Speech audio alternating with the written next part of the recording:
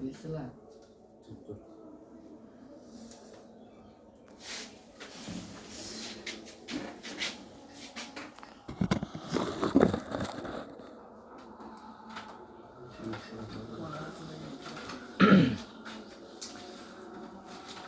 Dear student, আজকে আমাদের আলোচ্য বিষয় হলো টেন্স সম্পর্কে। আমরা অনলাইনে সর্বমোট 12টা টেন্স 12 দিন ক্লাস করেছি। 11 দিন, 11টা ক্লাস আছে। কয়টা ক্লাস আছে? 11টা ক্লাস আছে। সেই 11টা ক্লাসের মধ্যে তোমরা এই যে এই নাম লিখবা, এমডি ডট আবু মুসা। এই নাম লিখে ইউটিউবে বা ফেসবুকে সার্চ দিবা, তাহলে আমার পেজটা অথবা ইউটিউবের চ্যানেলটা পেয়ে যাবে। ঠিক আছে, সেখানে লাইক কমেন্ট সাবস্ক্রাইব করে দিবা, তাহলে হয়ে যাবে। আর যদি কেউ না পাও তাহলে 0171064278 এই নাম্বারে হোয়াটসঅ্যাপে একটু নক করবা। আমি একটা ইউটিউবের চ্যানেল লিঙ্ক দিয়ে দিব, তাহলে সেখানে তুমি ক্লাসগুলো পেয়ে যাবে। আমাদের ক্লাসের একটা প্লেলিস্টে গেলে সেখানে ফান্ডামেন্টাল রুলস অফ স্পোকেন নামে একটা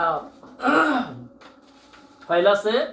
সেই ফাইলের মধ্যে সবগুলো ক্লাস ইউটিউবে যে করেছি সেগুলো পেয়ে যাবে। আজকে যে আমরা 11টা ক্লাস করেছি একসাথে, তোমরা জানো যে ইংরেজির অর্ধেক জানা হয়, ইংরেজি 10 বুঝো। যারা 10 বুঝো না তারা ইংরেজি মানে কিছুই বুঝো না, ইংরেজি গ্রামারের ভাষাটা আসলে তার মাথার মধ্যে কোনো কিছু ধরবে না। তাহলে আমাদের গুরুত্বপূর্ণ যে বিষয়টা সেটা হলো টেন্স সম্পর্কে। তা আমরা আজকে টেন্সের নামটা সবগুলো এই পাশে লিখলাম, এই পাশে একটা উদাহরণ দিয়েছি, এই পাশে যে অর্থটা লিখছি কিভাবে অর্থ তোলে। তাহলে আমরা 3টা ভাগ করছি। একটা টেন্সের নাম, একটা হলো এক্সাম্পল, আর একটা হলো অর্থ। তাহলে আমরা শুধুমাত্র আমরা বলছি যে 11টা ক্লাস করছি অনলাইনে, সে অনলাইনে তোমরা সব 11টা ক্লাস পেয়ে যাইবা। হ্যাঁ, সবগুলো প্রত্যেকটি টেন্সের জন্য আলাদা আলাদা ক্লাস করা হয়েছে, সেখানে গঠন প্রণালীও বলে দেওয়া হয়েছে। এখানে আমরা সামারি আকারে এক নজরে আমরা একটা দিয়ে 12টা হলো সেটা আমরা এখন দেখতেছি। এখন প্রথম টেন্সটা হলো প্রেজেন্ট ইনডিফিনিট, পরের টেন্সটা হলো প্রেজেন্ট কন্টিনিউয়াস, পরেরটা কি present perfect, present perfect continuous, পরেরটা হলো পাস্ট ইনডিফিনিট, পরেরটা কি পাস্ট কন্টিনিউয়াস, পরেরটা হলো পাস্ট পারফেক্ট, পরেরটা হলো পাস্ট পারফেক্ট কন্টিনিউয়াস, পরেরটার নাম হলো ফিউচার ইনডিফিনিট, তারপরটা হলো ফিউচার কন্টিনিউয়াস, তারপরটা কি ফিউচার পারফেক্ট, তারপরটার নাম হলো ফিউচার পারফেক্ট কন্টিনিউয়াস। এই হলো সর্বমোট কটা 12টা টেন্স। কটা টেন্স? 12টা টেন্স। আমরা এই টেন্সের নামগুলো মুখস্থ করব। এখন আসো, প্রতিটি টেন্স আমরা যে ইট দিয়ে যে 12টা টেন্স আমরা ফান্ডামেন্টাল রুলস অফ স্পোকেন সেই প্লেলিস্টে তোমরা পেয়ে যাবে। সেখানে যে 12টা টেন্স অনেক লং টাইমে আমরা আলোচনা করেছি। আজকে আমরা এক নজরে এটা আমরা কি করব, শিখে ফেলবো। কেমনে? দেখো, ইট দিয়া আমরা প্র্যাকটিস করবো। I eat, I am eating, I have eaten, I have been eating, I ate, I was eating, I had eaten, I had been eating, I shall eat, I shall be eating, I shall have eaten, I shall have been eating. Rice লিখতে হবে না। তো সেখানে দেখো ইট দিয়ে করা হলো সর্বমোট 12টা হয়েছে। ইট দিয়ে কিভাবে বলে দেখো, তোলেন আই ইট আমি খাই, আই এম ইটিং আমি খাইতেছি, আই হ্যাভ ইটেন আমি খেয়েছি, আই হ্যাভ বিন ইটিং আমি খাইতেছি,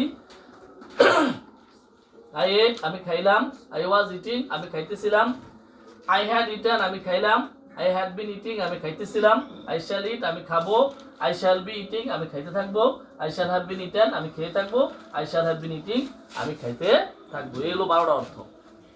তাহলে এই যে এখানে ইট দিলাম, এই যে ইট, এটা ইট এট ইটেন কটা ফর্ম? 3টা ফর্ম, ইট এট ইটেন। এটা আমরা আরো সোজা করে লিখি, ইট এট ইটেন। বারবার কটা ফর্ম? 3টা ফর্ম। এখন দেখো এখানে কিন্তু গঠন পড়ে না, সাবজেক্ট উপর ভার্ব হচ্ছে, তার নাম হচ্ছে প্রেজেন্ট ইনডিফিনিট। তাহলে এটা হলো শুধু খাওয়া অর্থে আমি খাই। আর দেখো এখানে এম হইছে, এখানে ভার্বের সাথে আইএনজি আছে,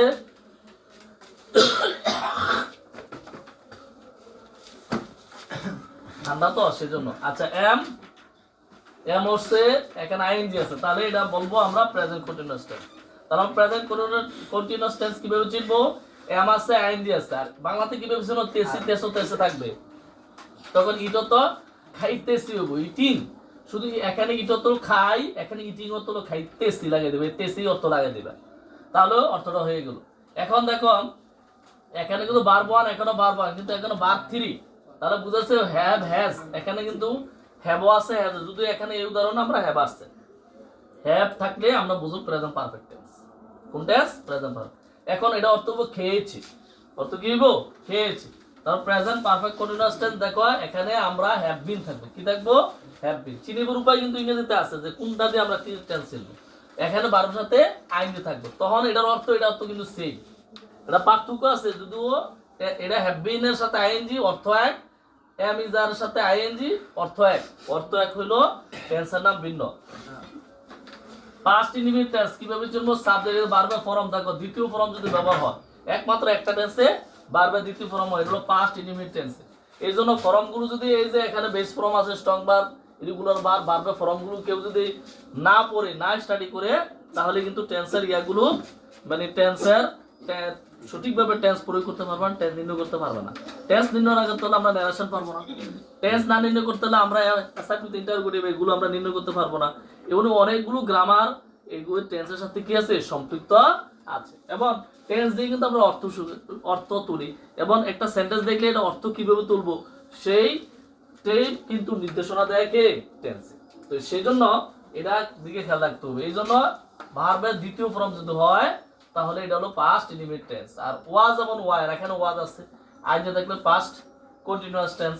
এমন অর্থ হবে খাইতেছি, এটার অর্থ এটা তো সেম লাগবে, এটা হলো এম ইজ আর আইএনজি খাইতেছি, আর ওয়াজ এবং আইএনজির সাথে থাকলে খাইতেছিলাম, খাইতেছিলাম, বুঝতে গেল অর্থ হবে।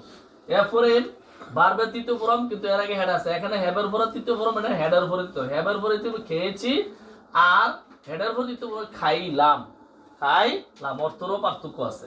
পাস্ট পারফেক্ট টেন্স সিলভার উপায় হলো হ্যাড বিন থাকবে, ভার্বের সাথে আইএনজি থাকবে, তখন হবে খাইতেছিলাম, এটা একই রকম অর্থ, বাট টেন্সের নাম ভিন্ন, কারণ হ্যাড বিনের সাথে আইএনজি, ওয়াজের সাথে আইএনজি।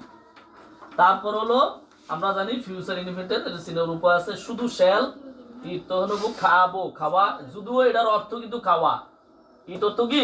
খাওয়া, শব্দের অর্থ খাওয়া, কিন্তু এটা সেন্টেন্সে গিয়ে টেন্স অনুযায়ী অর্থ উঠাইতে হবে। তাহলে শ্যাল ইট, খাবো। এবার আই শ্যাল বি ইটিং, এখানে শ্যাল বি থাকলে ফিউচার কন্টিনিউয়াস টেন্স, আর শ্যাল হ্যাভ থাকলে ভার্বের তৃতীয় ফর্ম থাকলে future perfect tense, shall have been ভার্বের সাথে আইএনজি থাকলে ফিউচার পারফেক্ট কন্টিনিউয়াস টেন্স। তাহলে আমরা টেন্স সেন্টেন্স থেকে কিন্তু আমরা টেন্স নির্ণয় করতে হবে দ্রুত মানে, যেমন যদি আই শ্যাল ইট কোন টেন্স? Future indefinite tense. বলে আই এট কোন টেন্স? Past indefinite tense. I have eaten কোন tense? Future present perfect tense. দ্রুত করতে হবে আঙ্গুলের গিরার মতো, এটা কয় নাম্বার? 4 নাম্বার, এটা কয় নাম্বার? 8 নাম্বার, এটা কয় নাম্বার? 12 নাম্বার, এটা কয় নাম্বার? 13 নাম্বার, এটা কয় নাম্বার? 20 নাম্বার। এভাবে দ্রুত বেগে কি করতে হবে? টেন্স গুলো বলতো, বারবার চেষ্টা করলে এটা কি হয়ে যাবে? হয়ে যাবে।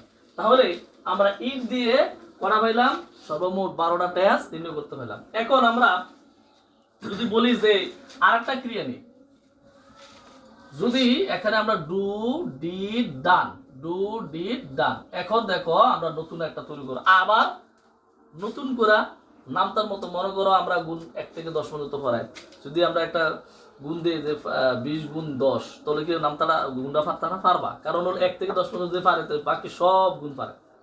তো এরকমও টেন্সের ক্ষেত্রে একই নিয়ম, মনে করো এটা একটা সূত্র, তাহলে এই সূত্রটা কেমনে প্রয়োগ করবা? দেখো এখানে ভার্ব 1, তাহলে আমরা এর সাবজেক্ট ঠিক রাখলাম, তাহলে ভার্বটা উড়াই দিব, তাহলে আই ডু, পরে দেব আই এম ডুইং, পরে আই হ্যাভ ডান, তৃতীয় ফর্ম হইছে এখানে আবার ডু দিলে তো না, আই হ্যাভ ডু দিলেও না, কারণ দেখতে হবে যে এই টেন্সে ভার্ব কোন ফর্ম হইছে, ও আরেকটা নতুন শব্দ আসলো সেটাও তৃতীয় ফর্ম দিতে হবে, যেখানে আইএনজি আছে আইএনজি দিতে হবে, যেখানে অ্যামিজার আছে অ্যামিজার দিতে হবে, যেখানে হ্যাভ আছে ওই যেগুলো দ্বারা আমরা নির্ণয় করি টেন্সটা ওইগুলো অবশ্যই থাকবে। এটা ইউনিক, এটা পরিবর্তন অপরিবর্তনীয়, এটি পরিবর্তন হবে না, কিন্তু ক্রিয়াটা শব্দটা কিন্তু পরিবর্তন হবে, সাবজেক্টটা পরিবর্তন হবে, কিন্তু এই যে এইগুলো পরিবর্তন হবে না, যে এখানে এম আছে এখানে হ্যাভ আছে হ্যাভ বিন, এটি ঠিক থাকবে, এটা দিয়ে তো টেন্স। সুতরাং এগুলো পরিবর্তন, যেখানে এখানে যেমন ইটেন, এখন আই হ্যাভ বিন ডুইং হবে, এখানে ডিড হয়ে যায়, তো এটা ভার্ব টু ফর্মটা টু, এখানে আমরা ডিড দিব, তাহলে নতুন আর্ট হলো I was doing, I had done, I had been doing, I shall do, I shall be doing, I shall have done, I shall have been doing। এখন অর্থ হলো কি? I do, do শব্দের অর্থ হলো করা, তাহলে ভোকাবুলারি জানো ডু অর্থ কি? করা, তো ডু করা, তাহলে আমি করি, আমি করতেছি, দেখছো নি, আমি করেছি, আমি করতেছি, খাওয়ার তো হবে না, আইসে অন্য একটা শব্দ। এভাবে চিরকাল আরো যত শব্দ আসবে, তাই ওই ভোকাবুলারির অর্থ অনুসারে তুমি সেন্টেন্সের অর্থ তুলে ফেলবে। এই জন্য ভোকাবুলারি জানা থাকতে হবে। এই জন্য টেন্সটা মোটামুটি কি করতে হবে, এক নজরে জানা থাকতে হবে। তাহলে আমরা মোটামুটি মনে করি যে টেন্সে 12 প্রকার, সেটা একটা এক নজরে দিয়ে গেলাম, ঠিক আছে নি? এখন কালকে আমরা দেখাবো যে আমরা টেন্সের নাম লিখতাম না, না লিখে এগুলোতে এই 12টা টেন্স দিয়ে এইটি দিয়ে কিভাবে নেগেটিভ করে, কিভাবে ইন্টারোগেটিভ করে, গুরুত্বপূর্ণ কিভাবে নেগেটিভ ইন্টারোগেটিভ করে, কিভাবে নতুন নতুন সেন্টেন্স তৈরি করে, কিভাবে অন্যরকম অর্থ হয়ে যায়, এই মূলত এগুলো ধারণা থাকলে তাহলে সেন্টেন্সটি বুঝতে কি হয়, সহজ হবে। তাহলে আমরা এখানে টেন্সের ইয়াটা দিলাম। তাহলে আমরা একটা শর্টকাটে মুখস্থ করার চেষ্টা করব, যে আসলে অনেকের টেন্সটা মনে থাকে না, কিভাবে দ্রুত বেগে টেন্সটা নির্ণয় করব, টেন্সটা মুখস্থ করব,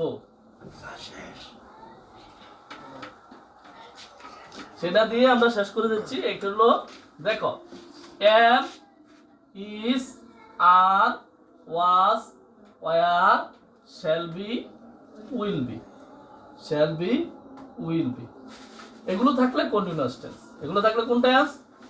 কন্টিনিউয়াস টেন্স। শেষ। তাহলে আমরা যে একসাথে কোন টেন্স কন্টিনিউয়াস এটা অন্য বিষয়, এগুলো থাকলে একসাথে তাহলে মুছতেও দেয়, আমি যার ওয়াজ were shall be will B continuous tense, ঠিক আছে? তাহলে এটা অর্থ তেসি, তেছিলাম, তে থাকবো, এটা অর্থ হইব ওই যে ক্রিয়ার অর্থটা। তাহলে আমরা am, is, are, was were shall be will be থাকলে কন্টিনিউয়াস টেন্স।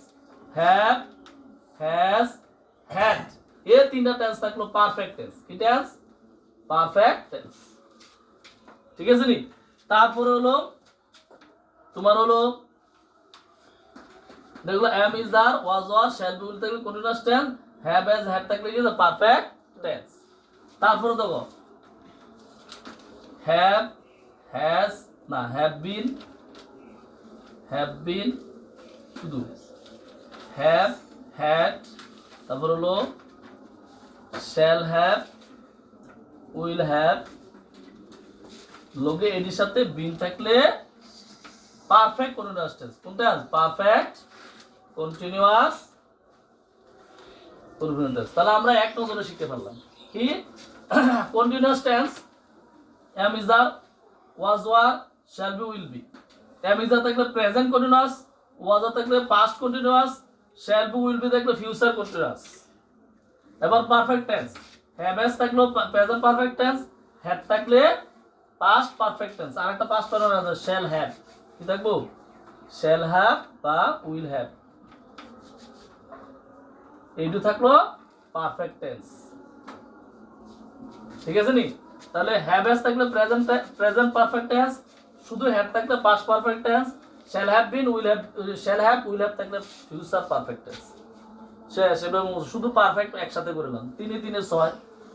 এবার হলো have, has, shall have, will have, have, had, shall have, will have. যদি এগুলো থাকে, এর পরে যদি বিন থাকে, কি থাকে? বিন থাকে, তাহলে পারফেক্ট কন্টিনিউয়াস টেন্স। শুধু হ্যাভ বিন, কি বলবে? হ্যাভ বিন বা হ্যাজ বিন, হ্যাজও কিন্তু আছে, has have, has been, have been যদি থাকে তাহলে প্রেজেন্ট পারফেক্ট কন্টিনিউয়াস টেন্স। আর হ্যাড থাকলে, হ্যাড বিন থাকলে পাস্ট পারফেক্ট কন্টিনিউয়াস টেন্স। এখানে শুধু হ্যাড আর এর হলো হ্যাড বিন, মনোরাইজ পার্থক্যটা। একটা হলো শুধু হ্যাড, একটা হলো শুধু হ্যাভেজ। শুধু হ্যাভেজের পরে থাকতে হলো perfect tense, present perfect tense. আর হ্যাজ, হ্যাভ এর উপরে বিন থাকলে পারফেক্ট কন্টিনিউয়াস টেন্স। এটা পার্থক্যটা বুঝতে হবে। তাহলে আমরা বুঝলাম, এরপরে আমরা তাহলে এই 9 প্রকার টেন্স আমরা বুঝলাম একসাথে, এই যে এক নজরে। তাহলে এই ওয়ার্ডগুলো মুস্তগুলো তো হয়ে যায় কি? Am, is, are, was were shall be will be, have, has, had, shall have, will have, এরপরে has been, have been, had been, shall have been, will have been. শেষ। টেন্স মুস্ত হয়ে গেছে। এভাবেও টেন্স দ্রুত বেগে নির্ণয় করা যায়, শেখা যায়। এরপরে আরো 3টা রয়েছে, প্রেজেন্ট ইনডিফিনিট। প্রেজেন্ট ইনডিফিনিট, সেক্ষেত্রে আমরা বলবো যে আই ইট। এই ক্ষেত্রে চিনাবার উপায় নাই, বারবার ফর্ম তারা চিনতে হবে, সাবজেক্টের উপরে সরাসরি বার, মাঝখান দিয়ে কোনো একটাই নাই। তাহলে বোঝা গেল এটা প্রেজেন্ট ইনডিফিনিট।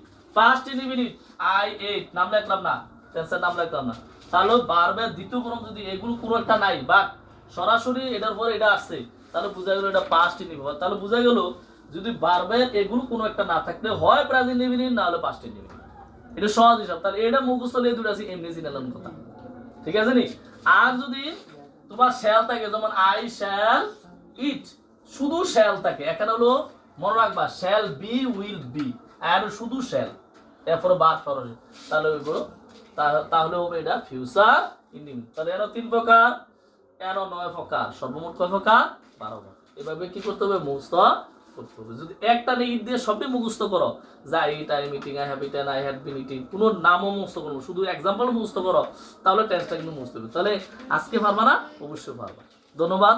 আমি আশা করি যে তোমরা 12টা এক ইট দিয়ে যে 12টা টেন্স বাক্য আছে এটা মুখস্থ করে পারবা। মুখস্থ করলে আর নামও লাগতো না, নামটিও মনে রাখবে না, শুধু এক্সাম্পলটা মনে রাখতে দেবো, একটা এক্সাম্পল দ্বারা বাকি সব এক্সাম্পল কি করতে পারবা? নির্ণয় করতে পারবে। টেন্স নির্ণয় করার কৌশল, টেন্স স্ট্রাকচার, টেন্স কিভাবে বুঝবা, কিভাবে নির্ণয় করবা, কিভাবে নতুন সেন্টেন্স আবার বানাইবা, তার একটা প্রয়োগ কিন্তু আমরা এই ক্লাসের মধ্যে বোঝানোর চেষ্টা করছি। আশা করি তোমরা বুঝেছ, এবং আরও সামনে যদি কোনো প্রশ্ন থাকে তাহলে আবার কমেন্ট বক্সে এবং মানে অনলাইনে তোমরা আমাদের সামনে যদি লাইভ ক্লাসে আসি তাহলে তোমরা লাইভ ক্লাসে যুক্ত হয়ে সেখানে প্রশ্ন উত্তর দিবে। ঠিক আছে? Thank you very much, best of luck, সুস্থ থাকো, ভালো থাকো, আল্লাহ হাফেজ।